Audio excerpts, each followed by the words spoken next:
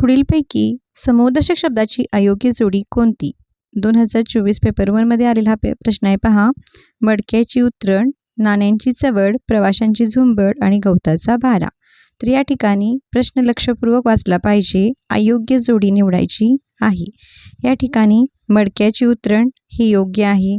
नाण्यांची चवड नसते तर ती नाण्यांची चळत असते, त्यामुळे अयोग्य जोडी होणार आहे नाण्यांची चवड, पर्याय क्रमांक 2. प्रवाशांची झुंबड हे सुद्धा योग्य आहे. गवताचा भारा हे सुद्धा योग्य आहे.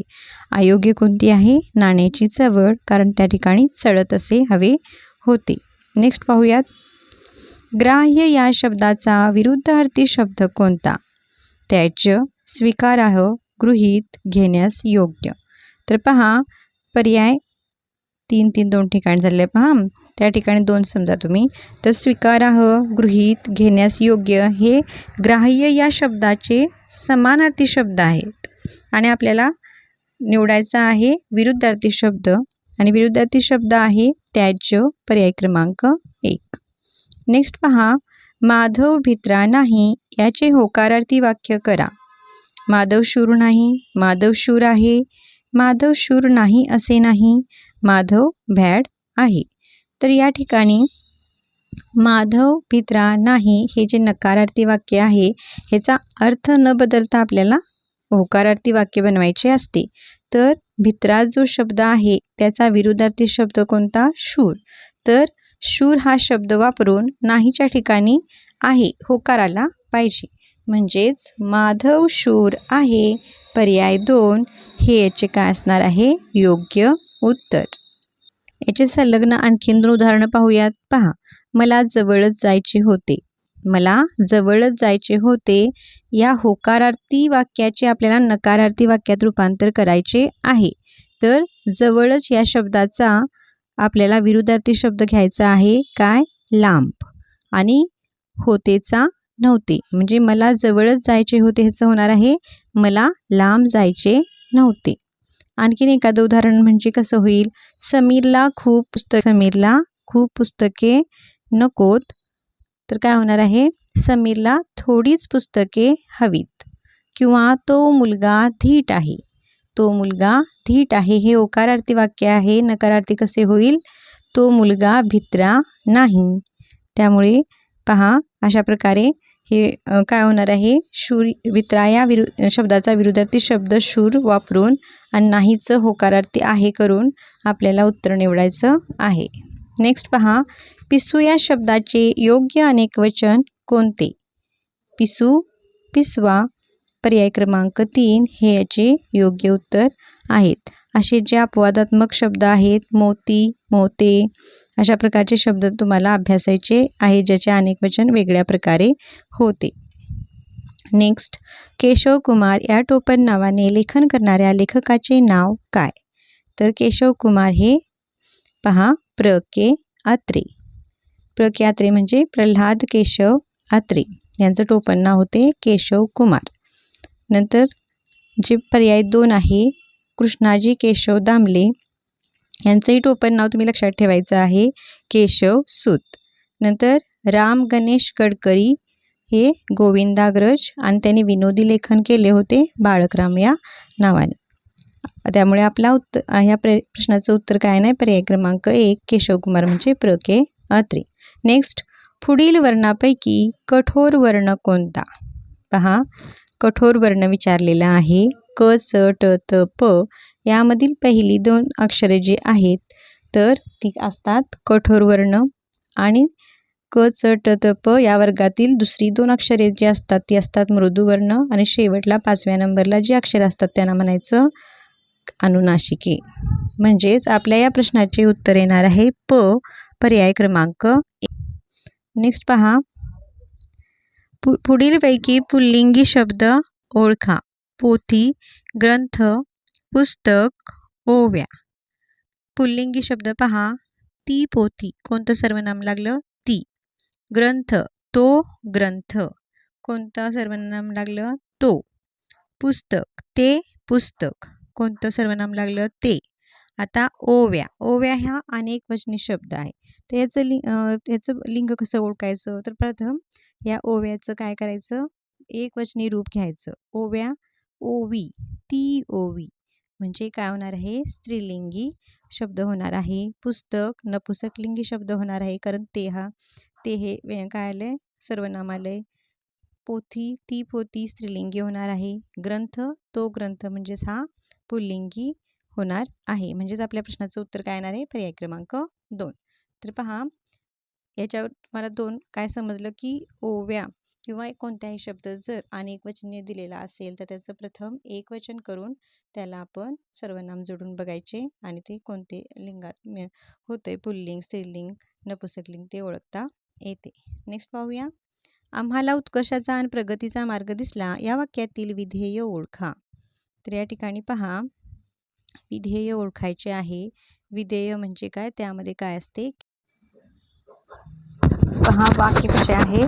आम्हाला उत्कर्षाचा आणि प्रगतीचा मार्ग दिसला. तर यातील विधेय ओळखायचं आहे. पर्यायित मार्ग दिसला, आम्हाला उत्कर्षाचा, नंतर प्रगतीचा मार्ग दिसला, आम्हाला उत्कर्षाचा आणि इतकं दिलेलं आहे. तर या ठिकाणी पहा, योग्य पर्याय नाही आहे. ॲक्च्युली आम्हाला हे हा काय आहे? उद्देश म्हणजे काय? ज्याच्याबद्दल सांगितले आहे. तर आम्हाला हे होणार आहे उद्देश आणि विधेय होणार आहे उत्कर्षाचा आणि प्रगतीचा मार्ग दिसला, जे पर्यायामध्ये नाही आहे.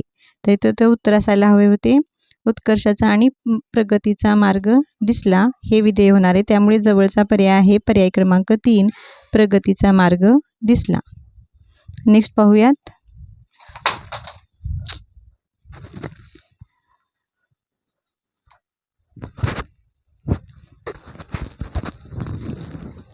शंकर सावकाराच्या कचाट्यात सापडू नये म्हणून मी त्याला मदत केली, हे कोणत्या प्रकारचे वाक्य आहे? केवळ, मिश्र, संयुक्त, 4 यापैकी नाही. या प्रश्नाचे योग्य उत्तर होणार आहे पर्याय क्रमांक 3, संयुक्त वाक्य. आता ओळखायचे कसे? तर जेव्हा 2 वाक्य प्रधानत्व सूचक उभयान्वयी अव्ययांनी जोडली जातात तेव्हा बनते संयुक्त वाक्य. आता ही प्रधानत्व सूचक उभयान्वयी अव्यये कोणती? आणि, व, आणखी, शिवाय, म्हणून, सबब, पण, परी, परंतु, बाकी, अथवा, अगर, वा, ही सर्व काय आहेत? आणि त्याच्यात काय राहिलं? किंवा. ही सर्व आहेत प्रधानत्व सूचक उभयान्वयी अव्यये. जर ही अव्ययाने जेव्हा 2 वाक्य जोडली जातात तेव्हा ते संयुक्त वाक्य असते. नंतरचं पहा, जे पर्याय 2 मध्ये आहे मिश्र वाक्य. मिश्र वाक्य हे गौणत्व सूचक उभयान्वयी अव्ययाने जोडली जातात आणि केवळ वाक्यामध्ये एकच उद्देश आणि एकच विधेय असतो. उदाहरणार्थ, अजय दररोज अभ्यास करतो. मिश्र वाक्य कसे होईल? सांगा? तर जर आपण अभ्यास केला तर आपण पास होऊ, हे होणारे मिश्र वाक्य. आ हा स्वर कोणत्या वर्ण प्रकारात मोडतो? तर आ हा स्वर कंठवर्ण. कोणता वर्ण आहे तो? कंठवर्ण आ. आणखीन कोणकोणते कंठवर्ण आहेत पहा. अ, आ, क वर्ग, ह आणि विसर्ग हे कंठवर्णामध्ये येतात. तर ओष्ठवर्णामध्ये उ, ऊ आणि प वर्ग हे ओष्ठवर्णामध्ये येतात. दंतवर्णामध्ये ऋ, त वर्ग, ल आणि स. तालव्य वर्णामध्ये पहा ई, स वर्ग आणि य आणि श. आईजीच्या जीवावर बायजी उदार या म्हणीच्या अर्थाचीच म्हण ओळखा. तर पै दक्षिणा, लक्ष प्रदक्षिणा, काखेत कळसा, गावाला वळसा, हलवायच्या घरावर तुळशीपत्र, उंदराला मांजर साक्ष. आणि काय होणार आहे आपलं उत्तर? पर्याय क्रमांक 3, हलवायच्या घरावर तुळशीपत्र. नेक्स्ट पहा, हळद लागणे या वाक्यप्रचाराच्या अर्थाचाच वाक्यप्रचार ओळखा. दोनाचे 4 हात होणे, मनात मांडे खाणे, हायसे वाटणे, बोभाटा होणे. आणि योग्य उत्तर होणार आहे हळद लागणे म्हणजे दोनाचे 4 हात होणे म्हणजेच लग्न होणे. नेक्स्ट पहा, पिवळे तांबूस ओन कोवळे, पसरे चौफेर, ओठानेही सोने, वाटे वाहून या दूर. तर याचे आपल्याला अलंकार ओळखायचा आहे. अतिशयोक्ती, उत्प्रेक्षा, उपमा, रूपक. तर पहा, याचं योग्य उत्तर येणार आहे पर्याय क्रमांक 2 उत्प्रेक्षा. कारण जणू, गमे, भासे, वाटे या प्रकारचे जर शब्द आले तर तो उत्प्रेक्षा अलंकार होतो. पुढील शब्दामधून मराठी उपसर्ग ओळखा. गैर, प्र, पड, दार यापैकी आपल्याला मराठी उपसर्ग ओळखायचा आहे. आणि योग्य उत्तर असणार आहे पर्याय क्रमांक 3 पड. आता गैर हे पारसी किंवा अरबी उपसर्ग म्हटला जातो गैरला. पड, दार हे सुद्धा काय आहेत, पारसीच काय आहेत ते उपसर्ग आहेत. त्यानंतरचं पाहूया, तृतीय पुरुषी नपुंसकलिंगी व एकवचनी असे स्वतंत्र क्रियापद असणारा प्रयोग कोणता? तर तृतीय पुरुषी नपुंसकलिंग व एकवचनी असे स्वतंत्र क्रियापद भावे प्रयोगामध्ये असते. त्यामुळे योग्य उत्तर येणार आहे पर्याय क्रमांक 3 भावे प्रयोग. नेक्स्ट पहा, तृतीय पुरुषी नेक्स्ट पहा, तो साधू या देवळातच मुक्कामास असतो या वाक्याचा काळ ओळखा. तर पर्याय आहेत साधा वर्तमान काळ, पूर्ण वर्तमान काळ, रीती भविष्य काळ, रीती वर्तमान काळ. तर याचे योग्य उत्तर येणार आहे पर्याय क्रमांक 4 रीती वर्तमान काळ. आपल्या प्रश्नाचे उत्तर असणार आहे पर्याय क्रमांक 4 रीती वर्तमान काळ. तर का? तर पहा, तो साधू या देवळातच मुक्कामास असतो म्हणजे मी पुस्तक वाचत असतो किंवा मी पुस्तक वाचत असे किंवा मी पुस्तक वाचत जाईन, म्हणजे त्यामध्ये एक रीत, एक सवय सांगितलेली असते, त्याला म्हणायचं रीतिकाळ. तर आता ह्या ठिकाणी ह्या वर्तमान काळातील हे रीतिकाळ असल्यामुळे रीती वर्तमान काळ इथं होणार आहे. नेक्स्ट पहा, कोणत्या विभक्तीला प्रत्यय नसतात?